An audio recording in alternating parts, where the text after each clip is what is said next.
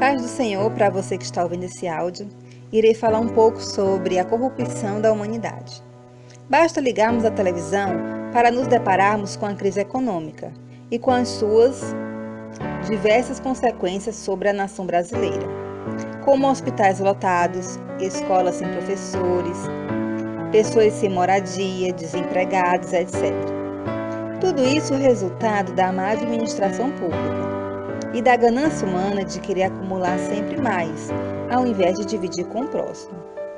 Nessa sociedade é comum vermos o mais forte humilhando o mais fraco e o mais inteligente explorando os que têm menos conhecimento. E assim prosseguimos dentro de um mundo onde cada vez mais as pessoas pensam só em si e tentam se sobressair pisando em cima dos outros. Durante o período em que viveu o profeta Abacuque, também houve opressão e violência e injustiça sobre a face da terra. E esse homem de Deus, por várias vezes, questionou a Deus o motivo dele permitir tanto sofrimento para com seu povo. Vejam Abacuque, capítulo 1, do versículo 2 ao versículo 4, que diz assim: Ó Senhor, quanto tempo ainda vou ter de pedir ajuda antes que o Senhor me ouça? Eu grito ao Senhor, mas é em vão. Não recebo resposta. Socorro, violência. É o meu grito, mas ninguém aparece para me socorrer. Por que o Senhor me fez ver a injustiça e contemplar essa maldade? Para qualquer lugar que eu olhe, existe violência e destruição. Há luta e briga por todo lado. A lei não é cumprida, nem os tribunais se faz justiça, pois os perversos são muito mais numerosos do que os justos, e com isso a justiça é torcida. Abacuque sentiu uma grande revolta em seu íntimo, ao ver que os perversos e corruptos nunca eram punidos como mereciam, e que a justiça era torcida para beneficiar os grandes em detrimento dos pequenos, que acabavam sendo esquecidos. No capítulo 2, Deus responde à queixa de Abacuque, dizendo, a partir do versículo 4, anote isso, os homens perversos confiam em si mesmos. Seus desejos não são bons e acabam fracassando. O justo, porém, confia em mim e viverá.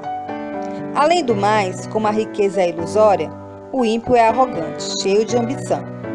Ele é voraz, mas com a sepultura e a morte, ele nunca se satisfaz. Apanha para si todas as nações e ajunta para si todos os povos. Versículo 6.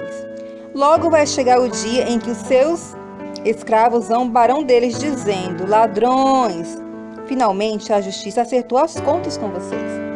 Agora vocês vão ter o que merecem pela violência e pela exploração que praticaram.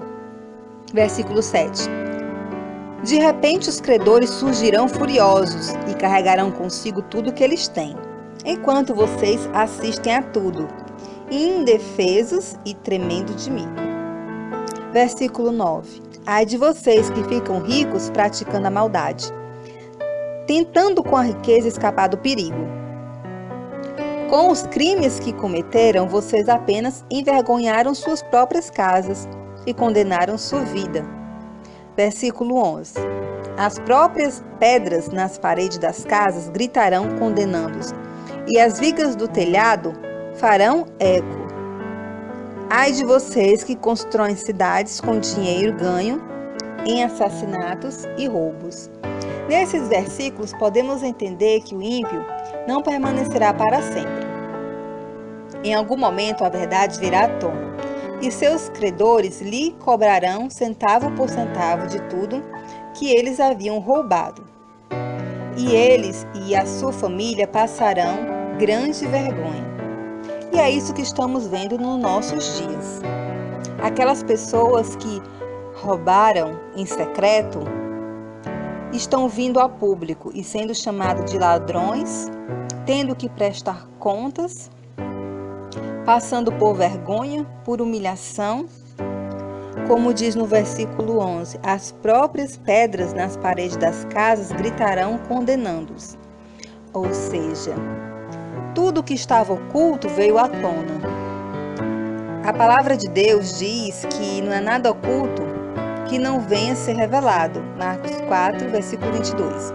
E essa revelação já é o juízo de Deus sobre aqueles que maquinaram o mal. Muitos, por serem ricos, pensaram que com a sua riqueza poderia comprar o silêncio dos outros. Mas, como diz a própria palavra de Deus, até as pedras o entregaram, né? Através de gravações, através de filmagens e tantas outras coisas, toda a verdade acabou vindo à tona. Tudo isso serviu como testemunha para condená-los.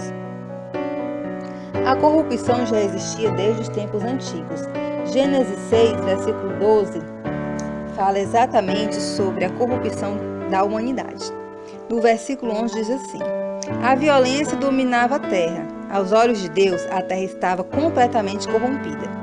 Ao ver essa corrupção, e como toda a raça humana tinha se deixado arrastar para a depravação e o vício, Deus disse a Noé: decidi acabar com todos os seres humanos, porque a terra está cheia de crime e de perversão por causa deles. Eu os destruirei juntamente com a terra. Ou seja, a corrupção existia desde os tempos antigos. E Deus resolveu destruir a corrupção, destruindo o causador da corrupção, que era o ser humano. E em 2 Timóteo, capítulo 3, versículo 2. É importante para você saber isso também, Timóteo, que nos últimos dias vai ser muito difícil ser servo de Cristo, porque as pessoas só amarão a si mesmas e ao dinheiro. Serão incapazes de se controlarem, orgulhosas, zombarão de Deus.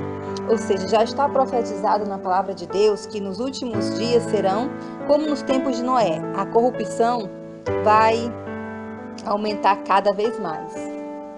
Então, o que nós devemos fazer? O que nós podemos e devemos fazer é não nos contaminarmos e nos mantermos em todo o tempo com as nossas vestes limpas. E também devemos orar pela nossa nação, para que as pessoas que estão na corrupção venham se arrepender antes que chegue o juízo de Deus. Em 1 Timóteo, capítulo 2, versículo 1, diz assim: essas são as minhas instruções. Ore, faça súplica, pedido de graças por todos os homens. Versículo 2.